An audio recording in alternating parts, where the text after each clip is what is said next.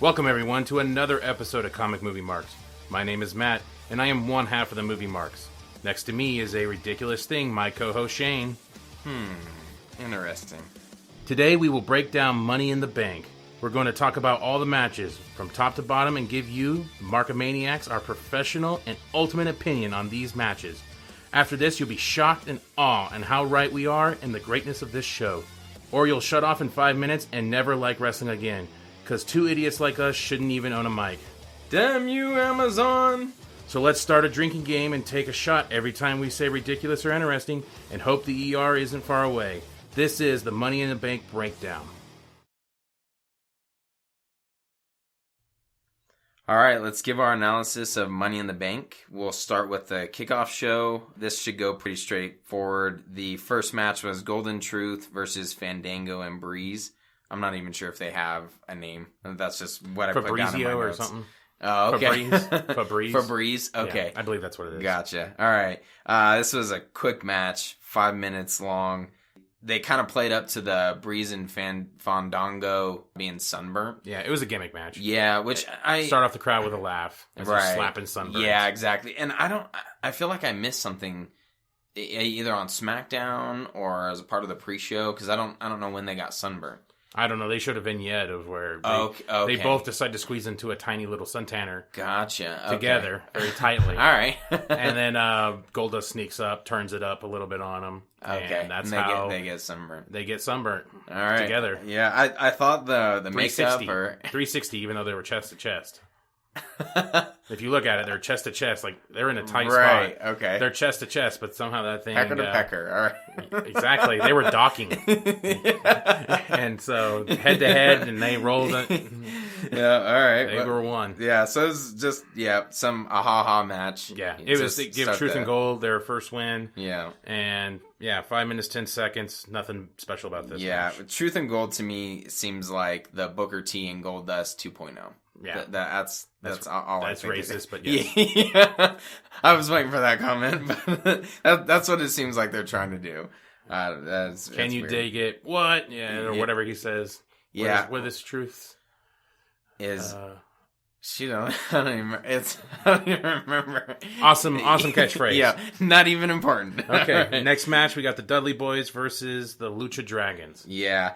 To me, this was just another main high spot type match. Lucha Dragons got a lot in. I felt that Kalisto actually carried a good portion of the match. Yeah. Sin Cara didn't do crap. Yeah, they did not trust him. The only thing he did is that he didn't botch jumping over the rope. Right. Like he normally does. Yeah, yep, exactly. Yeah, and the coolest thing about this match was they actually had a commercial break during a pay-per-view match. Yeah. That was shocker there. Welcome to the network. Yeah. $9.99, but you still get commercials for Gold Bond foot spray with an old ass Shaquille O'Neal. Yeah, exactly. Awesome. Well, and they were throwing that Gold Bond foot spray into every replay. Oh, it was pretty annoying. I don't know if the image that they sent over was huge or what, but that was awkward. Yeah, they must have got a good sponsorship. Yeah, I don't even have a time on this match. Do you? 8:59. Wow, we got 8 minutes. Yeah, almost 9. Just shy of 9 minutes.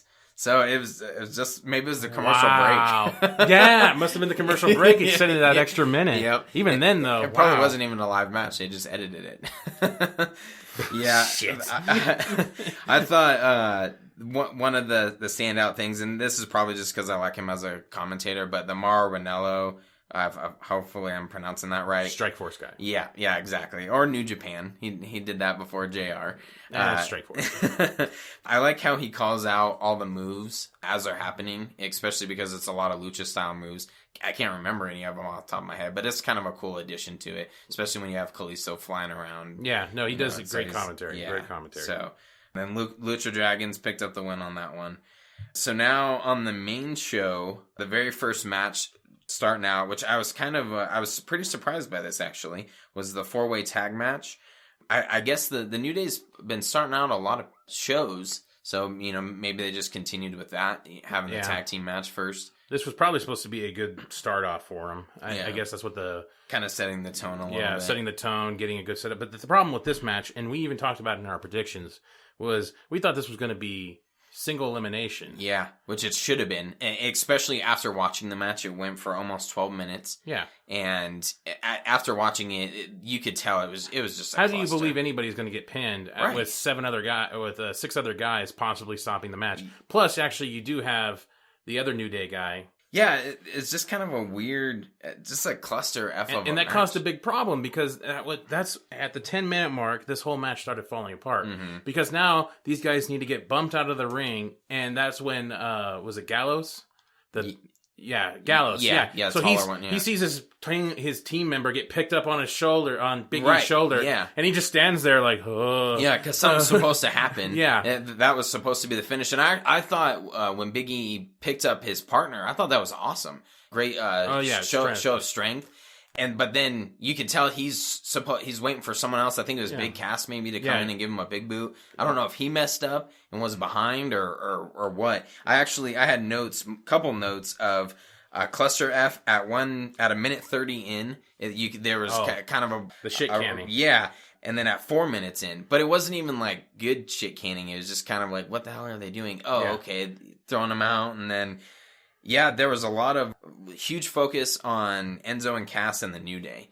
So two faces. And all the shows leading up to this have been showing New Day and the Club. Right. So you get this feeling that it's going to come down to the New Day and the Club. Like you're going to have this transfer of the belts going to either the Club or maybe Enzo and Cass. But every time the baby faces kept shit canning the heels. Yeah. And I believe it was twice that they were left with the baby faces in there, and they have a standoff. Yeah. And the people start cheering. So it seemed like to me the match they really wanted was Enzo and Cass versus the New Day. Which kind of goes back to when Enzo got injured. It almost makes you wonder if that was supposed to happen, but then why didn't that happen at this pay-per-view? So it was just kind of weird. Maybe to build up 4 teams, I guess. And then one thing I haven't seen talked about much, and I didn't even see reaction of the fans, so now I'm wondering if I even saw it wrong, but then the 3-count botch.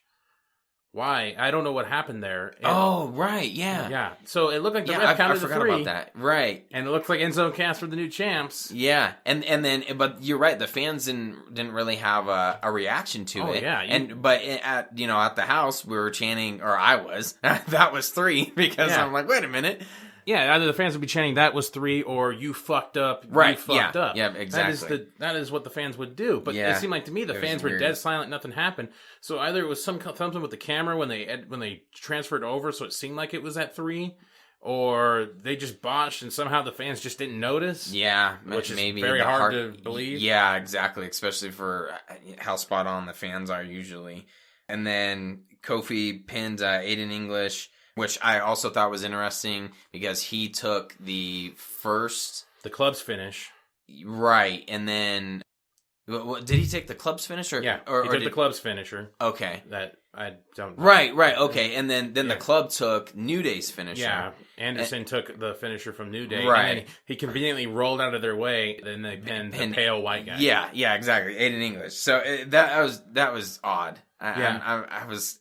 That must be the most devastating tag team move since the Doomsday Device.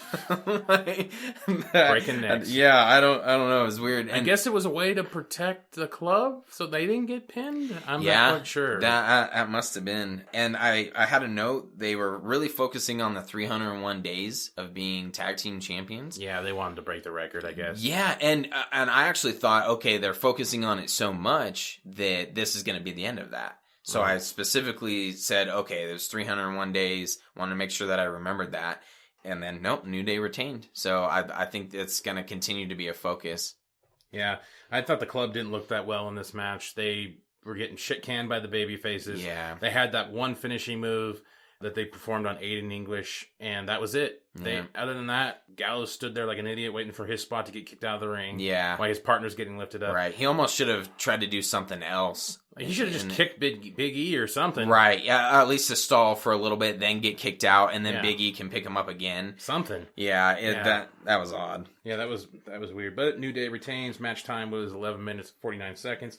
So they had 8 people, and I had them go only for 11 minutes and 49 seconds. Yeah. No eliminations. No nothing. That was a weird choice. Maybe they're saving up for something. Yeah. Maybe they're saving up something for SummerSlam. I'm not quite sure. Yeah, it could be. Yep. Okay, so the next match we have is Dolph Ziggler versus Corbin. We've seen this. Yeah. Not a whole lot to say on this. I didn't get the time down on this one. Time. They actually gave him 12 minutes and 30 seconds on this one. It was felt like a quick match, and maybe we weren't paying too close attention to it. Well, I was paying attention fairly well. I was watching it, and the interesting thing that happened in that match was the DualShock controller battery was getting low on the PS4. Got a nice alert on that. And then the biggest problem in this match was everybody arguing who low-blowed who. Yeah. So from the last match, I'm pretty sure it was Corbin low-blowing Dolph Ziggler for the win, but everybody is against me. Yeah, I would think that it was Dolph Ziggler and Baron Corbin. We have the WWE Network. We never went back and looked. But we have a computer 2 feet to our right. We could easily Google this, but fuck it. Yeah. So we're going to just talk about it this way. Actually, I thought the match was decent.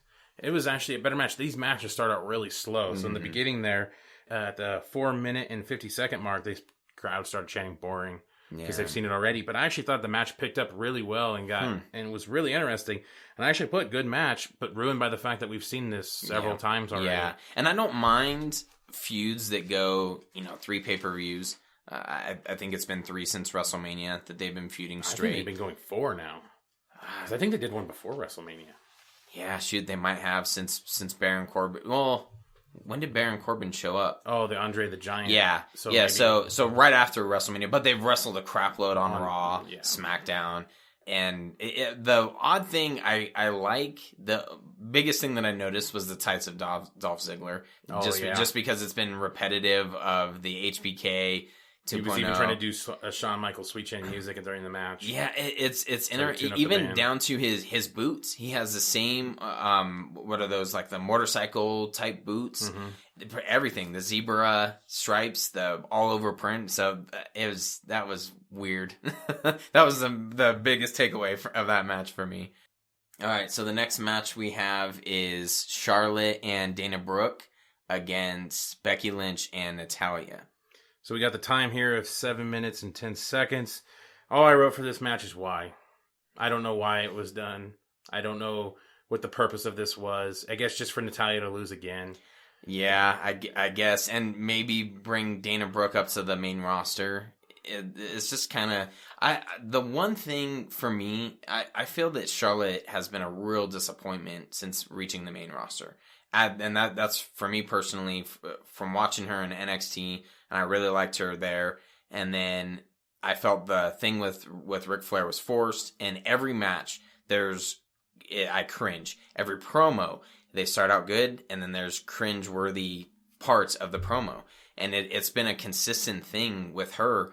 Where I'm like, it's almost like the idea of her is better than actually the execution. Mm-hmm. Maybe like Roman Reigns. I don't know. It's been weird. She did have a couple good matches. I remember, was it Payback or WrestleMania? I can't remember, but they had a 3-way match. Yeah, WrestleMania. She did have a really good match. I think they were possibly the best match on that card. Yeah, with Sasha Banks and Becky Lynch. Yeah, and you're right by that. But I think the single matches when they were trying to incorporate Ric Flair into the finish somehow. Right. Is where a lot of the botches were happening. And there was even parts where you can tell Natalya, to me, is a great wrestler. And Charlotte usually is a really good wrestler. But some of the matches with them have been kind of... The momentum has been weird. The pacing has been kind of weird. Where they almost couldn't figure each other out. Yeah, Natalya kind of slows down. She doesn't keep this high pace like Charlotte and the other female wrestlers do. She kind of does this slow down. Mm-hmm. She doesn't bounce off the ropes hard. She has this real methodical way of doing stuff. Yeah. And it's really it's kind of weird how she does stuff. I almost said interesting.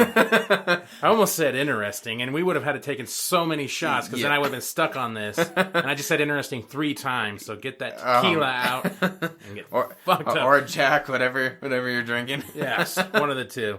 But anyway, so back to Natalya.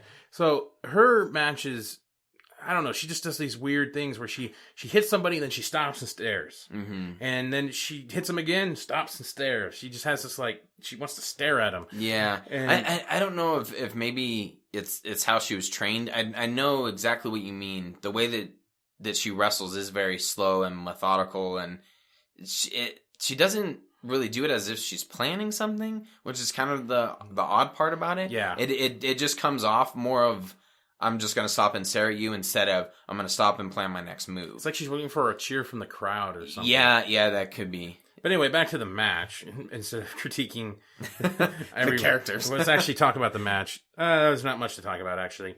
The match ends poorly, and then we have the turn. Yeah. Natalya's turn, her week-long friend, she turns on.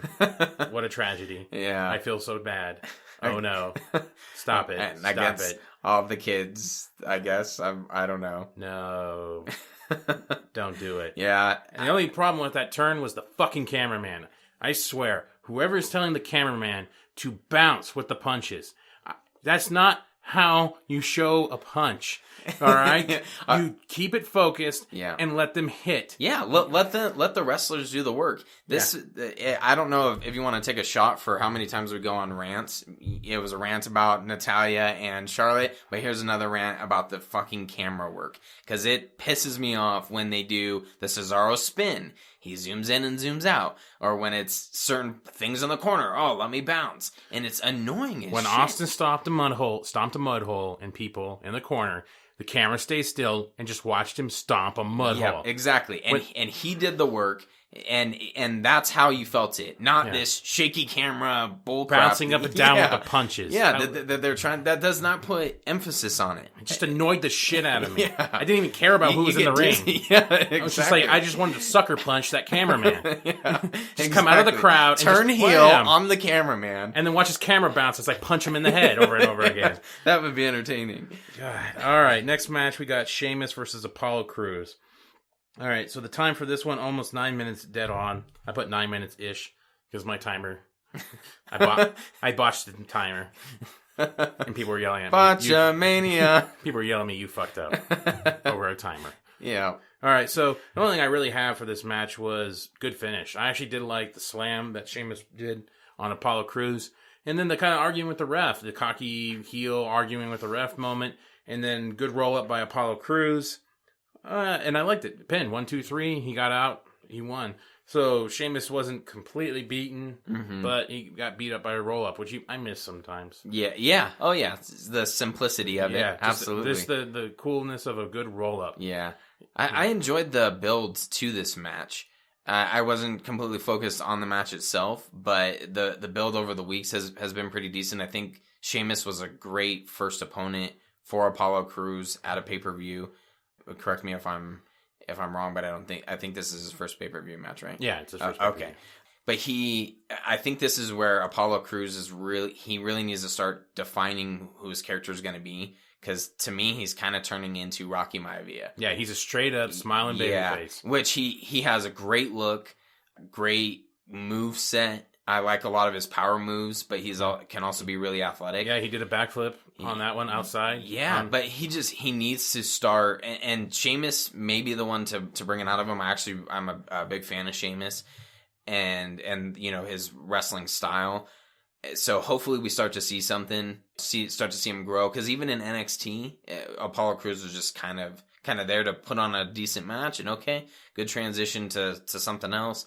And I haven't to this point felt invested into him. They've come a long way with the build up to this match, so I'm interested. Take a shot to see where it goes from here. I hate that word. We're trying our best to ban that word. And ridiculous. Because it's ridiculous we keep using that word. It's ridiculous. We are so interested. Oh, yeah. What a thing. Yeah. Okay, the next match we got is Jonathan Cena versus AJ Styles. Now, this is where we're going to probably disagree a lot on. Yeah, I think so. Just after talking a little bit during the match and after the match, I really love this match. It actually, other than the finish, which I think we also disagree on, this was the match of the night for me. I liked the psychology that they put into it. A lot of they started out slow, chain wrestling, kind of showing the strengths of AJ. The thing that I really liked is, and maybe that's why I like the match so much, is they showed a lot of the strengths of AJ. And that was kind of the point of the match. The psychology behind it was, I'm gonna out wrestle John Cena, and he made it well known, which I think is kind of what got on your nerves a little bit. So I did like the match. I did like how they did things. AJ, he did great reversals. I love the drop kick on Cena. When Cena was going in for that shoulder tackle he does, the 2 shoulder tackles, the thing, he goes for the second one. AJ pops up, does a drop kick right in the middle of it. Yeah. He was interrupting Cena's shitty moves, which is always great for me. I love that. And I actually, as much as the commentary is up or down for me, I thought they did a great job telling that story of John Cena can't find his rhythm. He can't get going. It kind of reminded me a little bit of like a football game where you have a great team, but they can't get their rhythm. Carolina Panthers, you bastards.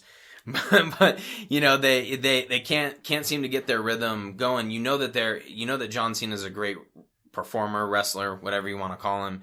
But they really told the story of he just can't find his mojo. He can't get going. And I noticed he missed the 5-knuckle shuffle 3 times. Mm-hmm. I kind of counted the shoulder block as the setup to the 5-knuckle shuffle. And so that's what I really liked about this type of match. And he even did one of the reversals on the 5-knuckle shuffle was the Hurricanrana. Yeah. Which I thought was great. Off the bottom of his back, Hurricanrana. Awesome. But then it still felt like Cena had to get his moves in. So he does the 5-knuckle shuffle anyway. And it looks awful. That's true. He stand in place and he just barely dropped to his knees. It looked terrible. Yeah, that was his selling in this match. I don't know. He's been out for a while. So Cena's selling. His queer streak. Oh my God. What is wrong with him? Has he not watched a fight in his life? His queer streak is every time he got hit by an elbow by Styles, he would wobble around like a newborn giraffe. And he kept doing it over and over again. I'm sorry, you get hit that many times and go on queer streak that many times, guess what? You're going to have a concussion. So know what you're doing. Yeah. The only thing I'll say is at least he was selling and contributing to the story that they were trying to tell, as far as that he's a terrible seller? Well, that AJ is kicking his ass, giving him a run for his money, which might have been, now actually that I'm talking about it, kind of plays into the finish a little bit more. The reason why I didn't like the finish is because it left me wanting more, which might have been the whole goal for them. Which is why I've actually written down that the finish was great. Yeah. Because even though I understand what this match was trying to accomplish, they're trying to limit what they're doing. They're letting people bask in the idea of AJ Styles versus Cena. Yeah. So they didn't do much in this match. If you really look at it, they didn't do much in this match. So this way it saves up for future pay-per-views. I heard that. I get it. But they still could have done a better match. In my opinion, they could have done a better match. I guess people were just enjoying the fact that it was AJ Styles versus John Cena. Yeah, I would agree with that. One of the things for me, when you watch a lot of New Japan matches, they have a crap ton of reversals. And I really enjoy that. It's more about trying to finally get that move that as you're, kind of working it into the match. And I felt that they worked that style into this match really well. The reversals, trying to set things up. But how many times though can you watch AJ Styles get on his shoulders and elbow him in the face? Yeah. The first time I was like, sweet, because those elbows looked solid. Yeah, he was nailing them. Yeah. His face started turning red when he was hitting them. He was laying those in, but then they did it 3 more times. Yeah. And I'm just like, okay, come on, guys. And I'm gotta go back to Cena's selling. I swear, there's one part where he's on Queer Street, and he's wobbling around, and he throws like one jab, and AJ Styles is fucking across the ring from him. Like, he's so jacked up, he's throwing a jab, and I'm like, and it just,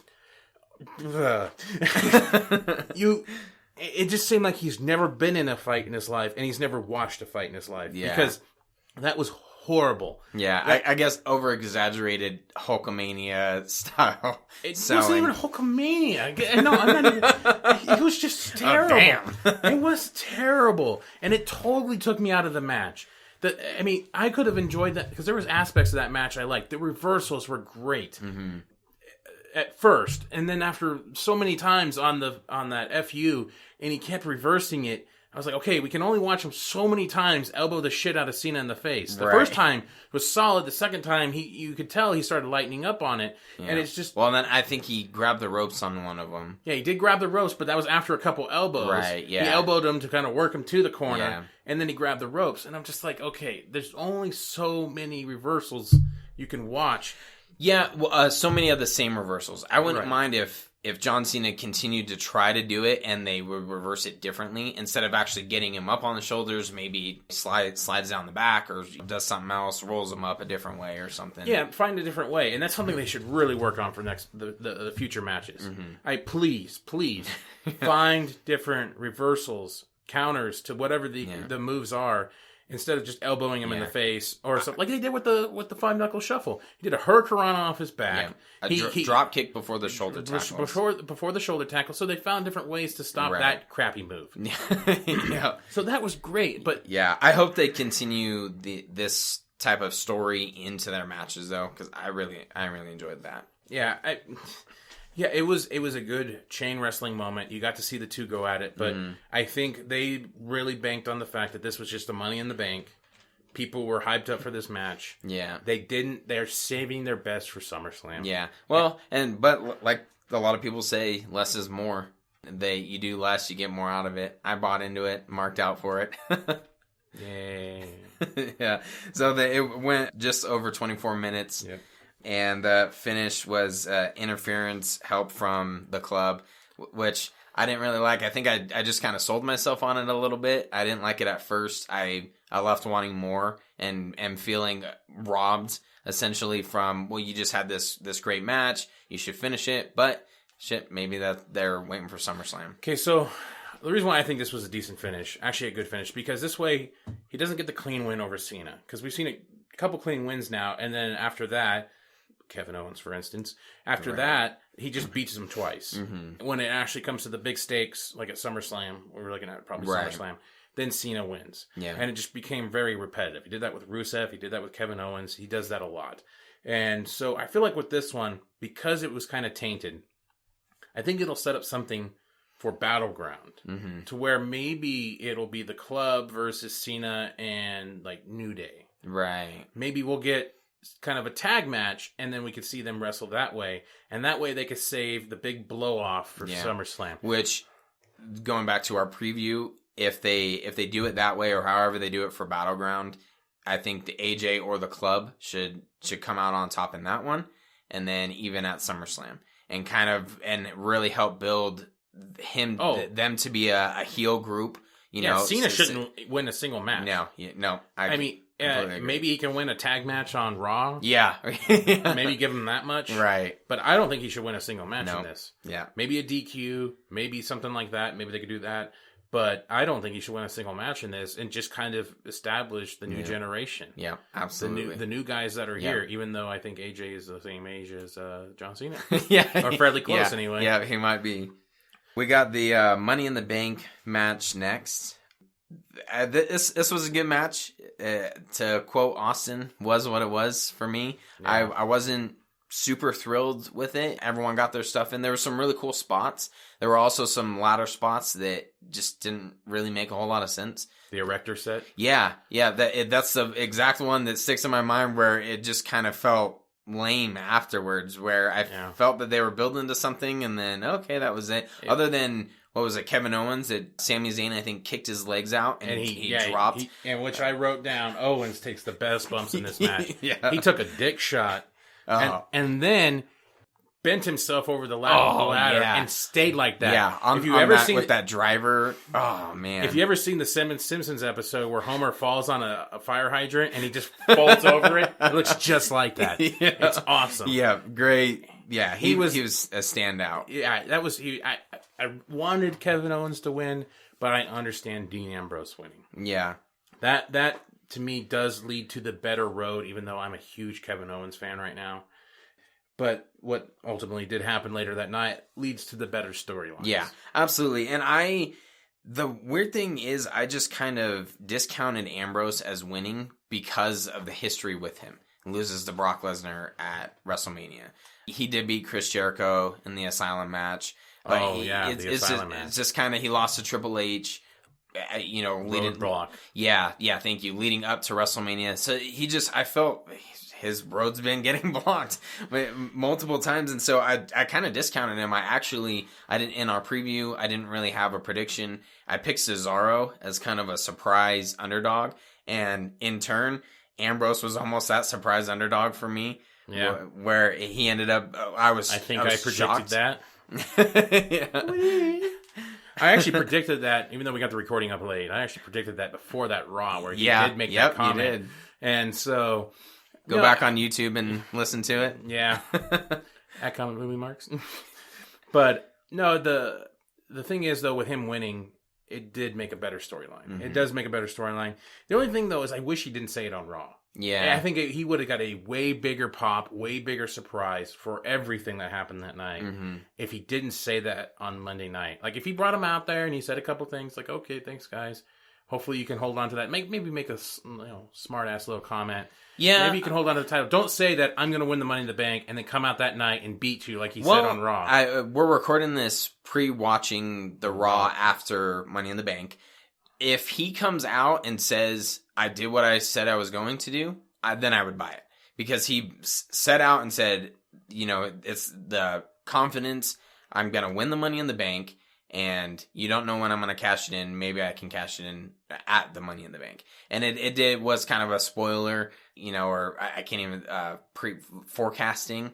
Foreshadowing. Thank you. Foreshadowing. Yeah. Forecasting. He's forecasting the weather. Today it is 80 degrees. Yeah. Today there's a slight chance that Ambrose is gonna win the belt.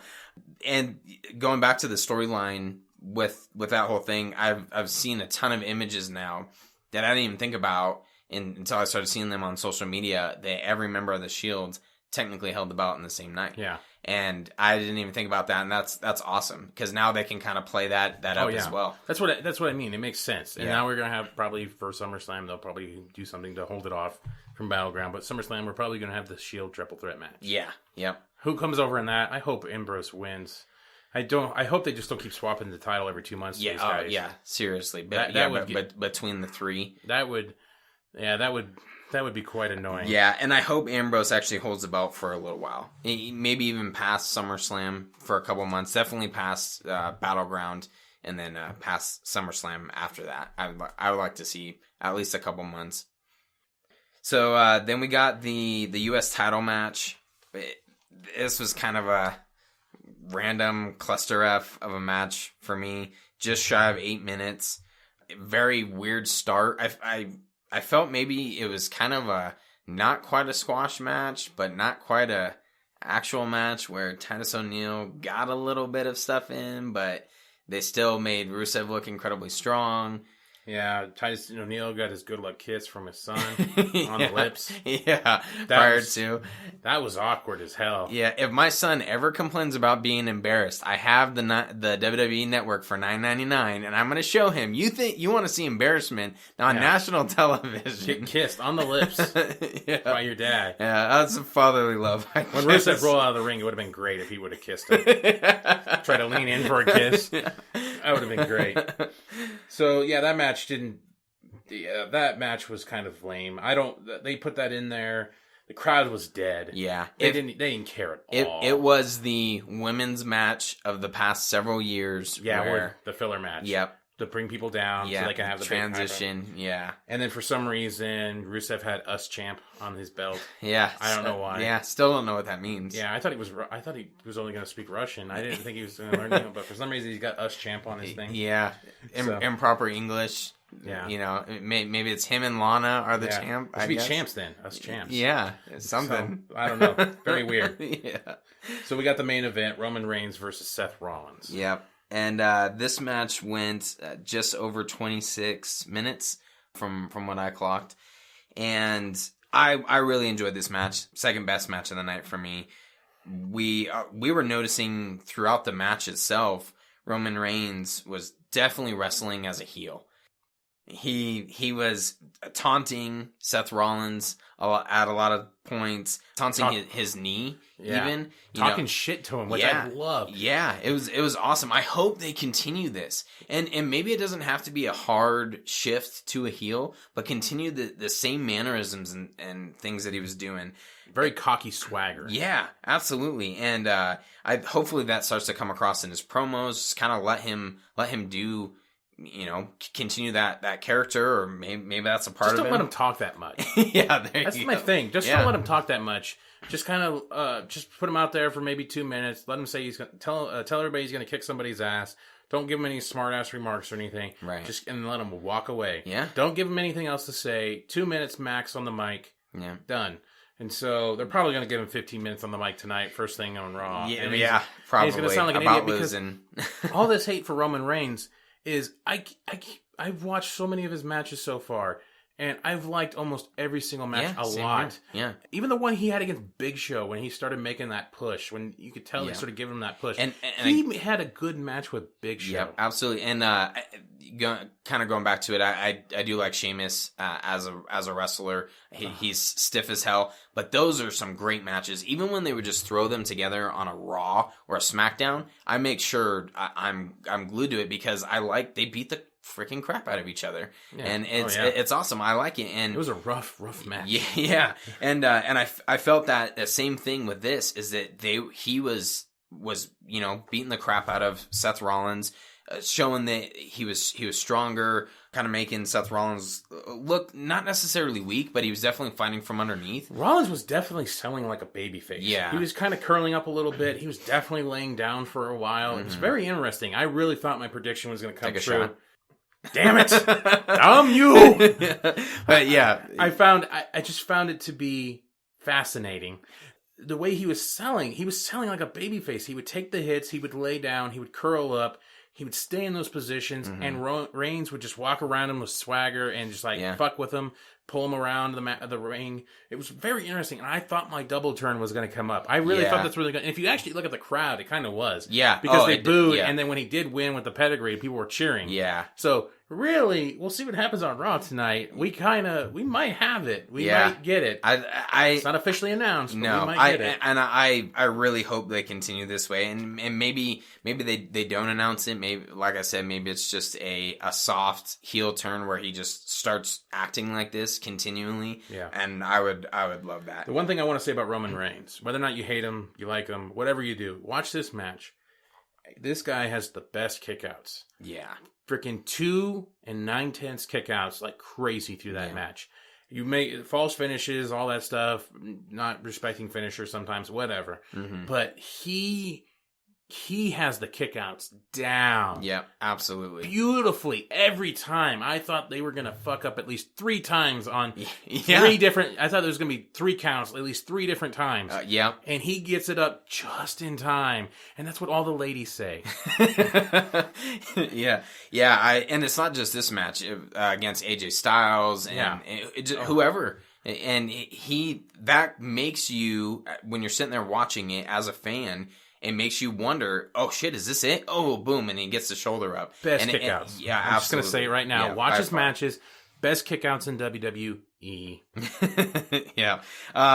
The one part about the finish I wish they would have done, especially with Seth Rollins winning anyways, is using the spear into the pedigree. Yeah, that should have been the finish. Yeah, it reminded me a lot of the Dean Ambrose sliding into the ring pedigree from Triple H at Roadblock, and it was awesome. Really well executed, even watching the replay, really well executed, and for whatever reason, he does another pedigree. They had to have him kick out. I guess they were just really trying to make him look strong. Yeah, but you should almost do... You should do a regular pedigree, have him kick out, and then build to that. Take 2 more minutes or whatever. Build to that part. Boom. Reigns goes to hit him with the spear and gets pedigreed. That's the finish. That should have been. Then Ambrose comes out. Yeah, that should have been the finish. So then I had to quickly scream at somebody in the living room to make sure they didn't check their phone, because they have done this. You know who you are. Yes, you know who you are, and I will find you. Yeah. Anyway, but because we had a feeling, at least anyway, you knew Dean Ambrose's music was going to kick on. Whether or not he was actually going to go out there or not, Who knew? Yeah. But it could have been cool that he just stood there holding the briefcase up, just standing and staring at Seth Rollins. I liked the pause in front of the official. I really like that. Oh, because you made it think like he wasn't going to do it. Is he not? Instead of just handing it to him right away, he just stares him down and doesn't taunt or anything. He just stares down the referee, boom, then hands it to him. The crowd erupts. He slides in the ring. Dirty deeds. Yeah. Double arm DDT, Mick Foley style. Yeah, absolutely. Really, really well done. We marked out for it. And I just wrote, Dean Ambrose wins, finally in giant letters. Finally! Finally wins. Hopefully they leave it on him for a while. Yeah. Give him a couple months with it. Just let him roll with it. He could have great matches with Reigns, Rollins. The one match we saw on the Monday Night Raw we went to after WrestleMania. Yeah. He had a great match with Cena. Yeah. There was only one little botch they had. But other than that, it was a great match. Absolutely. He could have matches, and I can imagine a match with him and AJ Styles. Yeah. Yeah, well, shoot, with a lot of people on the roster. Give a fresh lineup here. Let everybody start building up. Yeah. We got a great roster. I know there's this brand split coming up. We might have another title. Who knows? Oh, fuck, I hope not. I kind of hope not now because I just want to see Ambrose do a decent run, and maybe get him at least up to Survivor Series. Yeah. Get him up to Survivor Series at least, and who knows what's going on with Brock. But, I mean, you can throw Brock back in there for another rematch, maybe. This time actually have a decent fight, because you can tell now that Brock was planning for this UFC fight, so that's why he didn't want to take any hard bumps in WrestleMania. Right. He was probably in the middle of his camp, and that's why he didn't take any bumps, and that's why that match was such shit. Yeah, and why they made it a street fight, that's a whole nother thing.